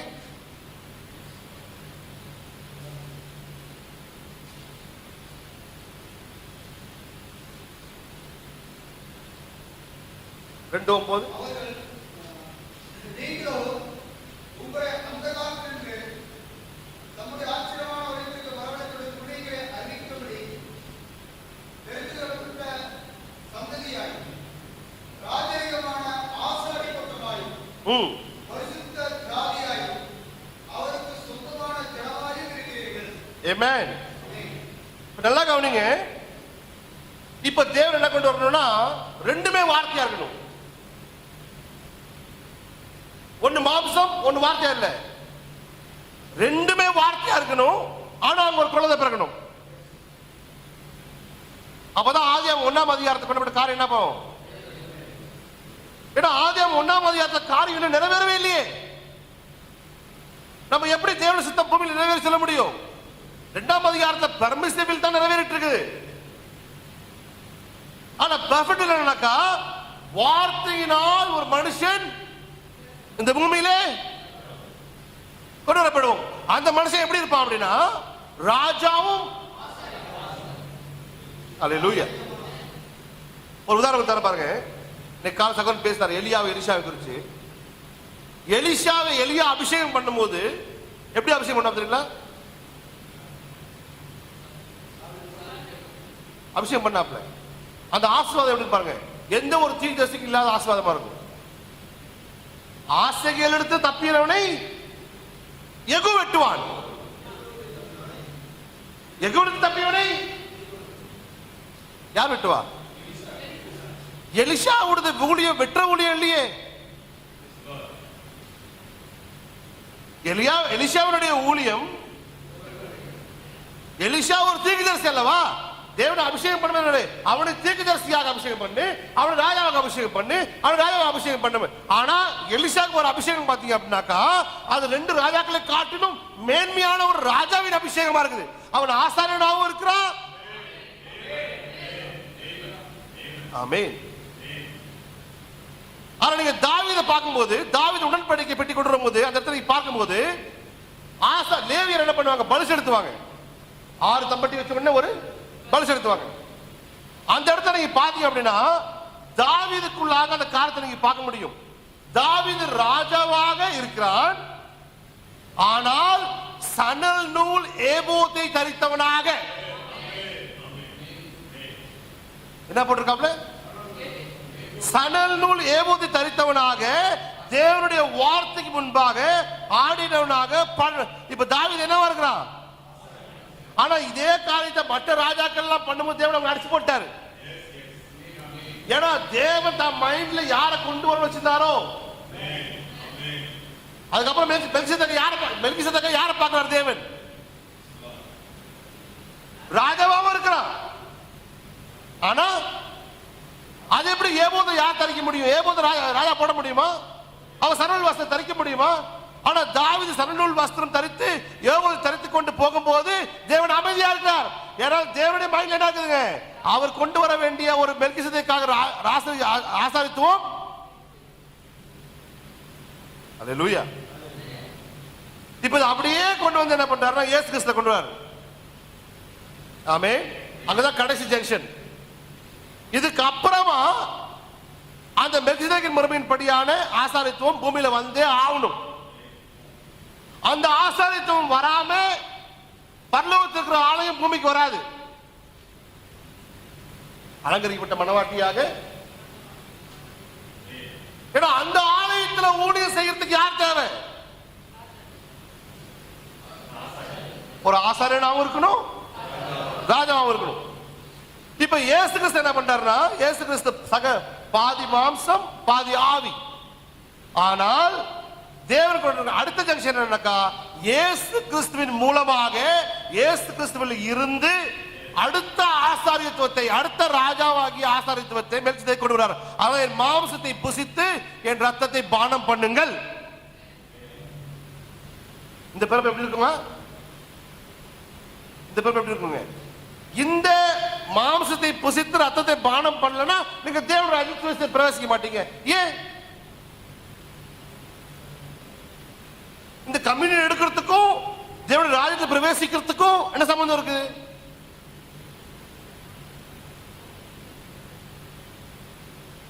ஏன்னா தேவனுடைய ராஜ்யத்தை பிரவேசிக்கணும்னா மாம்சமும் ரத்தமும் பிரவேசிக்காது. ஆமென். அவ பரலோகத்துக்குரிய மேடைகள் உண்டு, பூமிக்குரிய மேடைகள் உண்டு. அவ பரலோகத்துக்கு போகக்கூடிய ஒரு மேனி வரணும் அப்படின்னா அந்த ஆசாரியத்துவத்தை, அந்த ராஜரீகத்தை கொண்டு வரக்கூடிய சக்தி யாருக்கு இருக்குதுங்க? இயேசு கிறிஸ்துக்குள்ள இருக்கு. இப்போ இயேசு கிறிஸ்து அந்த சந்ததி எப்படி கொண்டு வரார் அப்படின்னாக்கா, ஆதியாகமம் 1ஆம் அதிகாரத்தில் இருக்கிறபடி இயேசு கிறிஸ்து உரைக்கப்பட்ட வார்த்தையின் மூலமா கொண்டு வரார். உரைக்கப்பட்ட வார்த்தை மூலமா இப்ப அந்த கடைசி சந்ததி ஆகிய ராஜாக்களும், அதனாலதான் பேசுறாப்ல, நீங்கள் அழைக்கப்பட்ட ராஜாக்களும் 2 மணி எப்படி இருக்க முடியும்? நீங்க ராஜாவும் ஆசாரம் எப்படி இருக்க முடியும்? அதுக்கு உதாரணம் இயேசு கிறிஸ்து தான். அவர் ஆட்டுக்குட்டியாவும் இருக்கிறார், ஆட்டுக்குட்டியாவும் என்ன இருக்காரு, சிங்கமா. இப்ப அவருக்குள்ள சுவாபம் இருக்கா இல்லையா? அப்ப அவருக்குள்ள சாபம் இருக்கணும். ரோமர் 8ஆம் அதிகாரம்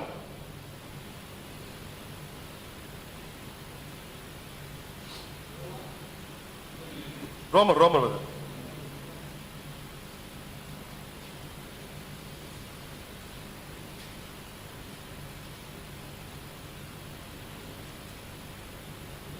29 வசனம்.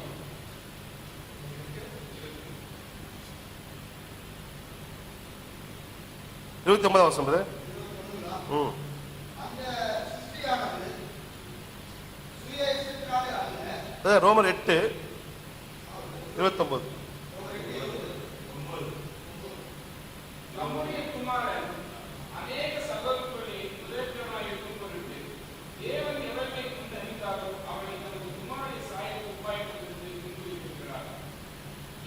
முதற் பேர் யாருங்க? இயேசு கிறிஸ்து. முதற் பேரான அவர் என்னவா இருக்காரு? ராஜாவும். தேவன் எவர்களை முன்னறிந்தாரோ அவர்களை தமது குமாரனுடைய சாயலுக்கு ஒப்பாய் இருப்பதற்கு முன் கொடுத்திருக்கிறார். இப்ப உங்களையும் நம்ம எதுக்காக முன் கொடுத்திருக்காரு?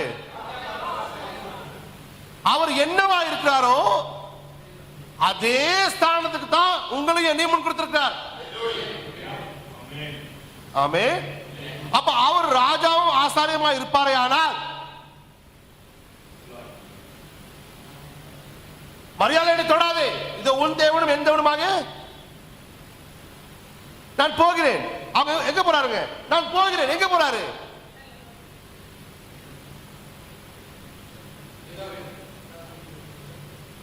அங்க ஒரு ஆலயம் இருக்கு. தேவனுடைய ரத்தம், God's blood is not internal. Jesus Christ's blood is not internal. Jesus Christ's blood is everlasting. இது ரெண்டுக்கு என்ன வித்தியாசங்க? இயேசு கிறிஸ்துவின் ரத்தம் நித்தியமா இருக்க போறதில்லை. ஏன்னா நித்தியமா அவசியமும் இல்லை. ஆமென்.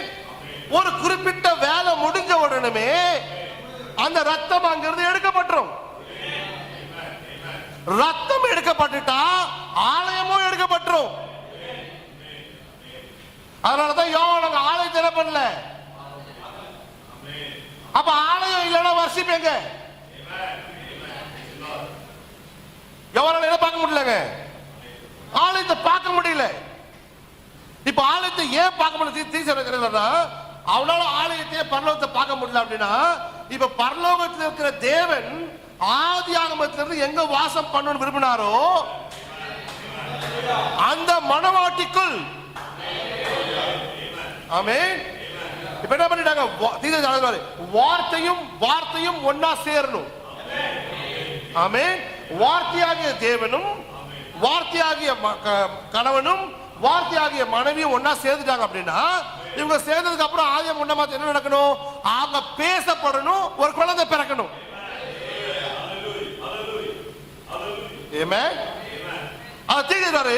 அவங்க 2 பேரும் சேர்றது என்னன்னு பாத்தீங்கன்னாக்கா, ஆதியாகமத்திலே ஏவாளுடைய கர்ப்பம் சிதைக்கப்பட்டுச்சு. அவருடைய கர்ப்பப்பை என்ன பண்ணுச்சு? கலங்கப்பட்டுச்சு. அவருடைய கர்ப்பப்பை ஒரு மிருகத்தின் ரத்தத்தின் மூலமாக கலங்கப்பட்டுச்சு. அவருடைய கர்ப்பம் என்பது என்னவென்றால் that's our mind. அவருடைய சிந்தை சிதைக்கப்பட்டது. சிந்தைக்குள்ளாக பிசாசு தன்னை கொண்டு வந்தான். அப்ப இன்னைக்கு நம்ம நினைக்கிற மாதிரி கல்யாணம் தாலி கட்டிக்கிறதோ, சாப்பாடு விருந்துக்கு போறதோ, அப்புறமா பொண்டாட்டி புடிச்ச கட்டி பிடிச்சி பாட்டுக்கிறதோ, அப்புறம் இது கிடையாது. நீங்கள் அவருடைய வித்தை பெற்றுக் கொண்டீர்கள் என்றால் அவருடைய சிந்தை உங்களுக்குள்ளாக வருவதா. உங்களுடைய வித்து என்பது இங்கே இல்ல, உங்களுடைய கர்ப்பம் இங்கே இல்ல. கர்ப்பம் எங்க இருக்குதுங்க? இதுவே சண்டையிடப்பட்ட மிகப்பெரிய யுத்தம் எங்க நடக்குது? எந்த கர்ப்பம் குலைக்கப்பட்டுச்சு? இந்த கர்ப்பம் குலைக்கப்பட்டதுனால தான் இந்த கர்ப்பத்துக்குள்ளாக எப்படி பிசாசு வந்தானோ, அவருடைய சரீரத்திலே இந்த கர்ப்பத்தை நுழைப்பதற்காக எப்படி சர்மம் வந்தானோ, அதே போல நம்முடைய சிந்தனையிலே அது தலைக்கல் வருது. உங்களுடைய சிந்தனை கிறிஸ்துவின் சிந்தனையாய் மாறுவதுதான் நீங்கள் கர்ப்பம் தரிப்பது. வயிறு பெருசா வச்சுக்கிட்டு ஹாஸ்பிட்டல் இது கிடையாது கர்ப்பம். நம்ம அப்பதான் வச்சுக்கோம், மனவாடி கர்ப்பம் ஆன உடனே 7 மாசம் ஆயிடுச்சு 8 மாசம் ஆயிடுச்சு அவளுக்கு கல்யாணம் நடந்துருச்சு அவன் வயிறு தள்ளிட்டு போயிட்டான். No no no. கர்ப்பம் என்றால் தேவனுடைய சிந்தை உங்களுக்குள்ளாக சிந்தையில வந்து உட்கார்ந்துருது. அந்த வித்து உள்ள வந்த உடனே வேற தாழ்ச்சி எதுவுமே நம்ப முடியாது, வேற சிந்தனைகள் எதுவுமே. இதுதான் தலைக்கல் உங்க மேல வந்து என்ன பண்ணுது? மனவாட்டி கர்ப்பவதி ஆனால் என்ன அர்த்தம் அப்படின்னா, தலைக்கல் அவள் மேல் பொருத்தப்பட்டது. கர்ப்பவதி ஆனால்னா 2 பேரும் போறாங்க, உட்கார்ந்து இருக்கிறாங்க, பேசுறாங்க. நமக்கு அந்த இன்னும் அந்த அந்த மாம்சமான புத்தி நம்மளை விட்டு என்ன பண்ணவே இல்லை. வெளிப்படுத்த 10ஆம் அதிகாரம் தான் நம்ம நினைச்சுக்கிறோம். ஆட்டுக்குட்டியானவர் இறங்கி சிங்கமானது இறங்கி வரும்போது அங்க மனவாட்டி கல்யாணம் அங்கதான் வரா மனவாட்டின்னு. நீங்க வெளிப்படுத்த 5ஆம் அதிகாரத்துல அந்த புதிய பாட்டை பாடுறது யாரு? அநேக ஜாதியிலிருந்தும் அந்த புஸ்தகத்தை வாங்கின உடனே அநேக ஜாதியிலிருந்தும் அநேக கோத்திரங்களிலிருந்தும் அநேக பாஷைக்காரர்களிருந்து எங்களை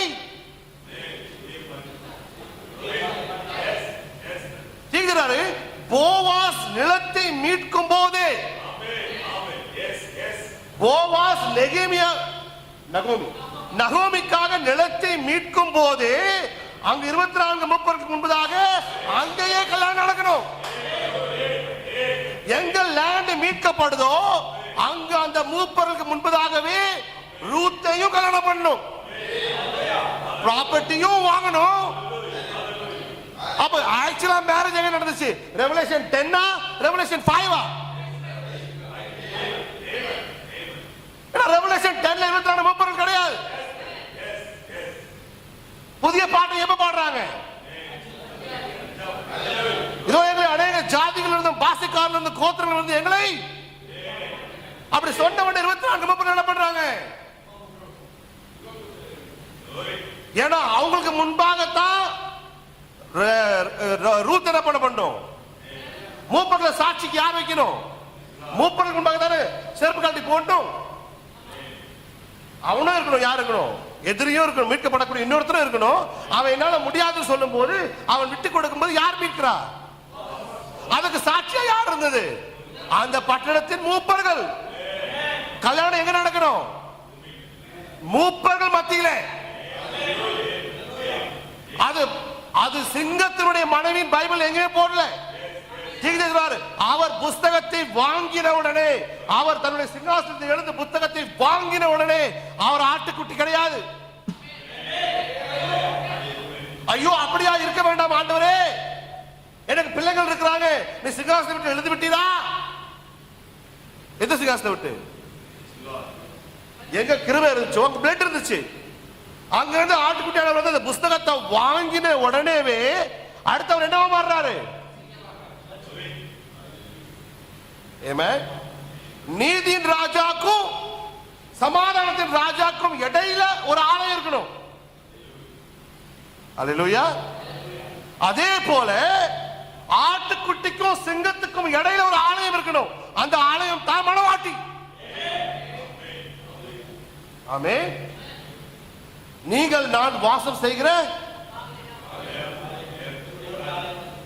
நம்ம இந்த பூமியில எப்ப பிரசங்கம் பண்ணுவோம்? நம்ம தேவனுடைய ஆலயம், நம்ம பரிசுத்தமா வச்சுக்கணும், நம்ம போய் பேசக்கூடாது, நம்ம இது பண்ணணும். ஆனா வெளிப்படுத்துகிறாப்ல, இதோ அவருடைய கூடாரம் மனுஷரின் மத்தியில் இருக்கிறது. நம்ம நினைக்கிற மாதிரி இந்த ஆலயத்துக்கு பேசல, அவர் நமக்கு நம்முடைய உண்மையான ஒரு ஆலயம் இருக்குது. அந்த ஆலயம் வந்தோம்னா அந்த ஆலயம் போயிடும். இந்த உண்மையான ஆலயம் வர வரைக்கும் பரலோகத்துல ஒரு ஆலயம் இருக்கும். உண்மையான ஆலயம் வந்தோம்னா அந்த ஆலயம் காணப்படாமல் போனதுனாலதான் பரலோகத்துல அரை மணி நேரம் அமைதி. ஏன்னா ஆலயமே ஆயிடுச்சு. தேவன் தன்னுடைய இருப்பிடத்தை என்ன பண்ணிட்டாரு? அவர் எங்க இருந்தாலும் அங்க தூதர் துதிச்சிட்டு இருந்தாங்க. இப்ப அது ஆலயமே இறங்கி வருது. ஆமென். வெளிப்படுத்தின விசேஷம் just 5-10 minutes வச்சுக்கோங்க.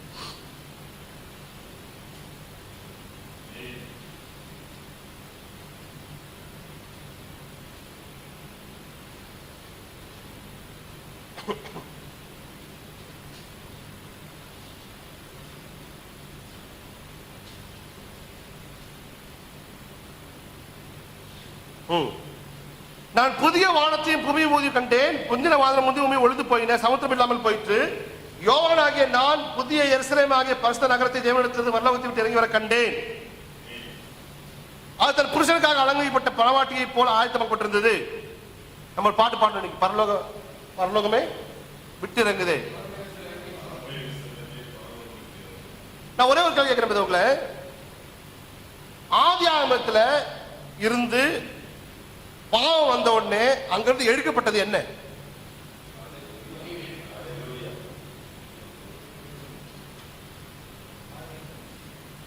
ஒரு புக் எடுக்கப்பட்டுச்சா? இல்ல ஒரு சுருள் எடுக்கப்பட்டுச்சா? என்ன எடுக்கப்பட்டுச்சு? அங்க என்ன போயிடுச்சு?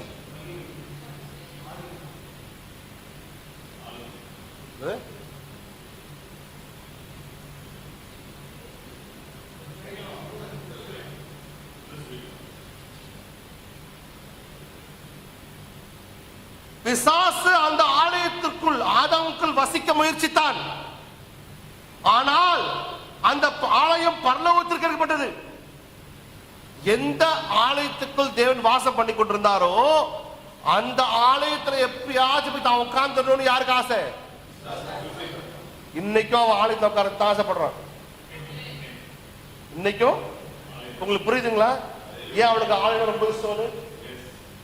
ஒண்ணு அவன் ஆலயத்துக்கு ரொம்ப இஷ்டப்படுறான், இன்னொன்னு வரவங்க தேவனுக்கு ஆலயத்தை கட்டுறேன்றாங்க. அப்ப யாரோ ஒருத்தர் ஆலயத்தை கட்டணும். அதுக்காகத்தான் பிசாசு அதுக்கு முன்னாலே என்ன பண்றான்? ஒரு உண்மையான ஆலயம் வர வேண்டியதா இருக்குது. அதுக்காகத்தான் இவங்க என்னன்றாங்க, அமெரிக்கா என்னன்றாங்க, நாங்க ஒரு ஆலயத்தை கட்டுறோம். இஸ்ரேல் என்றாங்க, நாங்க ஒரு ஆலயம். இஸ்ரேலர்கள் திருப்பவும் அந்த ஆலயத்தை கட்டினாலும் அந்த ஆலயத்தை இடிப்பாரு.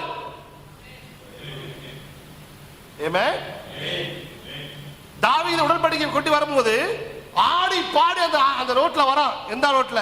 தேவாலயத்து ரோட்ல. அதுக்கப்புறமாக அதே ரோட்ல தான் இயேசு கிறிஸ்து கழுதை குட்டியின் மேல ஏறி அதே ரோட்ல வராரு. யாராக? தாவீதின் குமாரனாக. அந்த ஆலயத்துக்குள் போய் இவங்க என்ன நினைச்சாங்க? ஆலயத்துக்குள் போய் தன்னை குமாரன் என்ன பண்ணுவார்? ராஜாவாக. ஆனா தேவன் ஆலயத்தை என்ன பண்ணல? தேவன் தான் சின்ன ஒரு ஆலயத்தை வச்சிருக்காரு. அவர் தாவீதின் குமாரனாய் வரும்போது, அவர் மெல்கிசேதேக்காய் வரும்போது அங்க ஒரு ஆலயம் இருக்கணும். அவர் மெல்கிசேதேக்காக இருப்பதற்கு அங்க ஒரு ஆலயம் இருக்க வேண்டும். அவ பரலோகம் எது பரலோகத்திலிருந்து மேல போச்சோ அதுதான் பரலோகத்திலிருந்து கீழே வருது இல்லையா? அப்ப ஆதியாகமத்துல என்ன மேல போச்சோ அதுதான் வெளிப்படுறது கீழே வரணும். இப்ப வெளிப்படுறது என்ன கீழே வருது?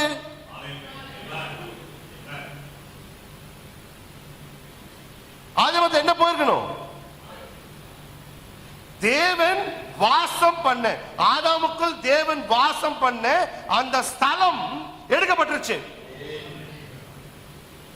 அந்த ஆலயம், அந்த ஆலயத்துக்குள் பிசாசுடைய காலடிகள் படும்படி தேவன் என்ன பண்ணல? பிசாசு அந்த ஆலயத்திற்குள் வசிக்க முயற்சித்தான். ஆனால் அந்த ஆலயம் பரலோகத்திற்கு எடுக்கப்பட்டது. அது திரும்ப வருகிறது. இவரில் நான் வாசமாயிருக்க பிரியமா இருக்கு. அவர் எங்க வாசமா இருக்க பெருமையா இருக்காரு? சாலமோன் தேவாலயத்துக்கு வந்தாரு, ஆனா இந்த ஆலயத்தில் வாசமா இருக்கிற பிரியமாக சொன்னாரா? மோசையினுடைய கூடாரத்துக்கு வந்தாரு, மோசையை பார்த்து இந்த கூடாரத்தில் வாசமா இருக்க பிரியமாக சொன்னாரா? ஆனா எங்க சொன்னாருங்க? அப்ப அவர் வாசமா இருக்க பிரியமா இருக்கக்கூடிய ஸ்தலம் எது? ஒரு சரீரம், மனுஷனுடைய அந்த சரீரம் எப்படிப்பட்டதா இருக்கணும்? தேவனால் பிறந்ததா இருக்கணும். அந்த ஆலயம் யாரால் உண்டாக்கப்பட்டிருக்கணும்? தேவனால் உண்டாக்கப்பட்டதா இருக்கணும். உரைக்கப்பட்ட வார்த்தையின் மூலம் வந்திருக்கணும். அந்த உரைக்கப்பட்ட வார்த்தையின் மேல் வந்த அந்த ஆலயத்திற்குள்ளாக தேவன் வாசம் பண்ண, இவனுக்குள் நான் வாசமா இருக்க. இந்த பிரியமா இருக்கிற வார்த்தை நீங்க பாத்தீங்கன்னா எல்லா இடங்களும் மனவாட்டிக்கு யூஸ் பண்ணக்கூடிய வார்த்தை. ஆமே. அப்ப தேவன் யாருக்குள் வாசமா இருக்க பிரியமா இருக்கிறார்? ஆலயத்துக்குள்ளாகவா, கூடாரத்துக்குள்ளாகவா? அவர் வாசமா இருக்க பிரியமா இருக்கிற ஒரு இடம் உண்டு. அந்த இடம் எப்படி வரணும்னா உரைக்கப்பட்ட வார்த்தையின் மூலமாக வரணும். அந்த உரைக்கப்பட்ட வார்த்தையை தீர்க்கதரிசி கொண்டு வந்தாரு. அந்த உரைக்கப்பட்ட வார்த்தை தான் நமக்கு இருக்கிற செய்தி. அந்த உரைக்கப்பட்ட வார்த்தை ஒரு மனவாட்டியாக ஒரு சரீரத்தை கொண்டு வரும். அந்த சரீரம் தான் தேவன் நான் உன்னில் வாசமா இருக்க பிரியமா இருக்கிறேன் என்று சொல்லக்கூடிய இடம். அதுதான் அந்த கர்ப்பம். ஆமென். அந்த கர்ப்பத்துக்குள் இருந்து தேவன் பேசுவார். ஆமென். எனக்கு புரியுதுங்க. அப்ப தேவன் எங்க வந்து வாசம் பண்றாரு? மனவாட்டிக்குள்ளாதான். மனவாட்டி தான் அலங்காரமான எருசலேம். எது காணாம போச்சோ திருப்பி பரலோகத்துல என்ன இறங்கி வருது பாருங்க. வாசிங்க, அதை மட்டும் வாசி முடிக்கலாம்.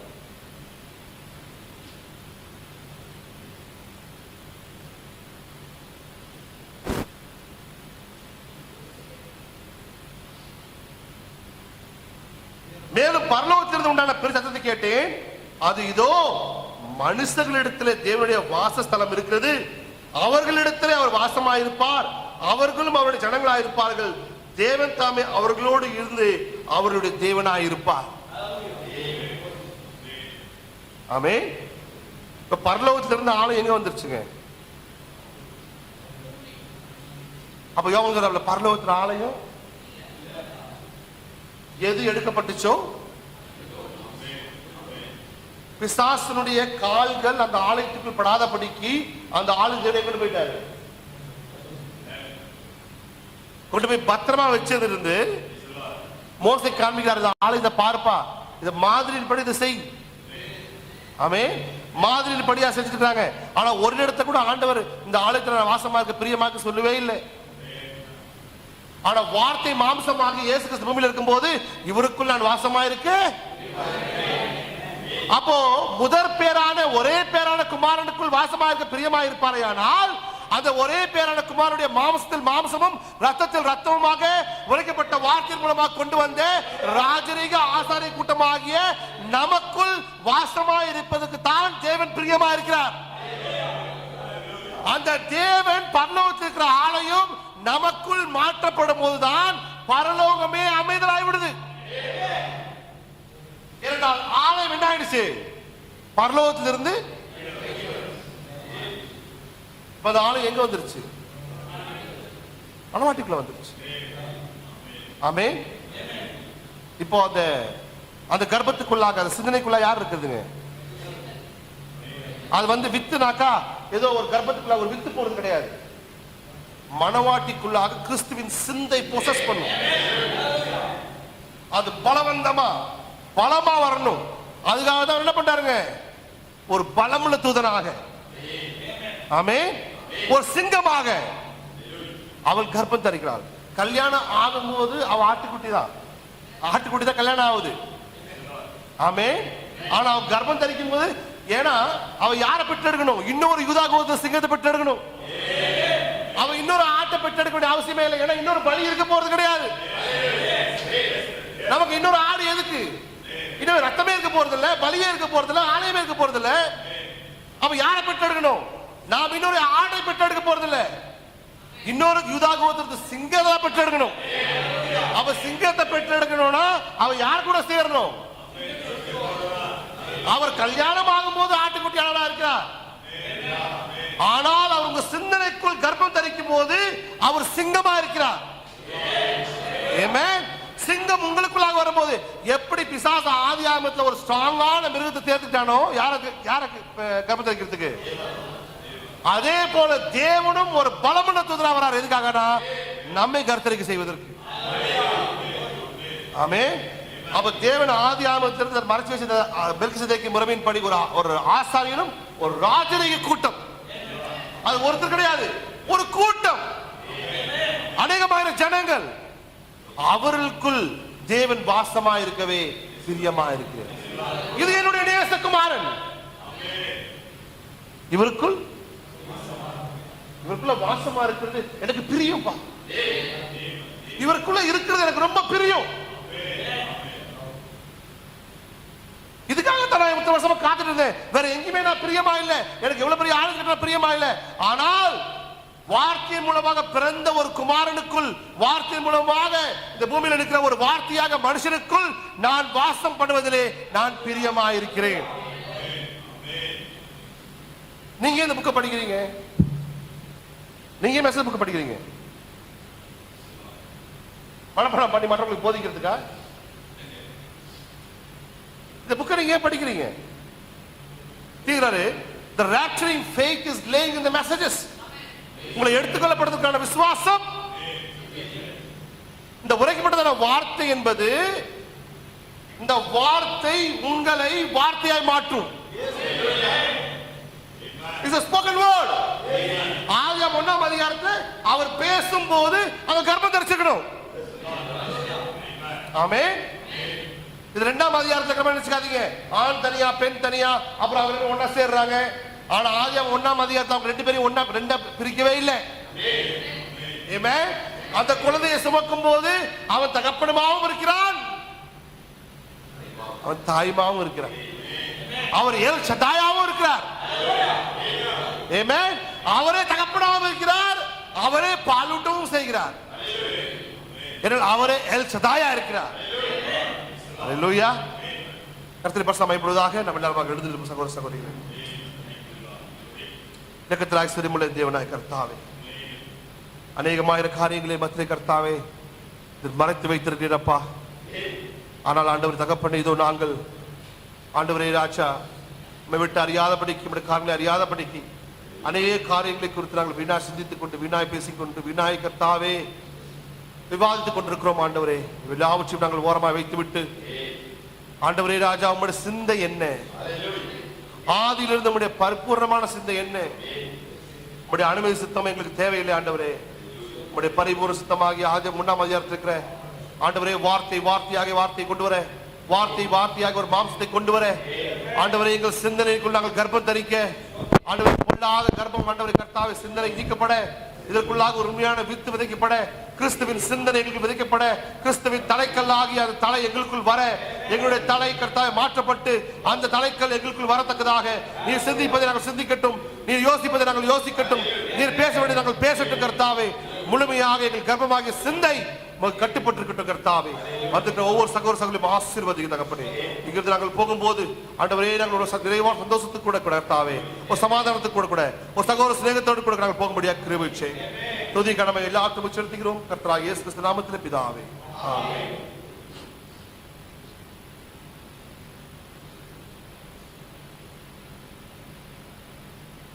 கண்களை மூடுவோம். நம்முடைய கர்த்தரும் இரட்சகரும் ஆகிய ஆண்டவராகிய இயேசு கிறிஸ்துவினுடைய கிருபை, தர்மையான ஊழியர் கூடுகையில் கலந்து கொண்ட ஒவ்வொருத்தரோடு கூட இன்றும் என்றும் எப்போதும் இருப்பதாக. ஆமென். நம்ம உட்காருவோம்.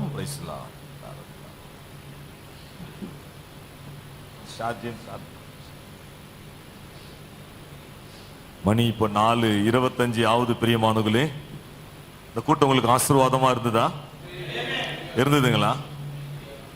நான் ஒரு 2-3 சகோதரத்தில் ஒரு 10 நிமிஷம் பேசுங்க அப்படின்னு சொல்லி வச்சிருந்தேன். கொஞ்சம் நேரம் இல்லாத பட்சத்திலே பிரியமானவர்களே, நாம் அந்த காரியத்தை தவிர்க்க வேண்டிய ஒரு சூழ்நிலைக்குள்ளாக இருக்கிறது. ஏன்னா ஒரு 2-3 சகோதரங்க ஊட்டிக்கு போக வேண்டியதா இருக்குது. அந்த சகோதரர்களுக்கு 5:30 மணிக்கு பஸ். அதுக்காகத்தான் நம் கூடுமான வரைக்கும் இந்த கூட்டத்தை சீக்கிரமா முடிக்க பிரயாசப்பட்டோம். அல்லேலூயா. ஒருவேளை இந்த கூட்டத்துல சில குறைவுகள் இருக்கலாம்.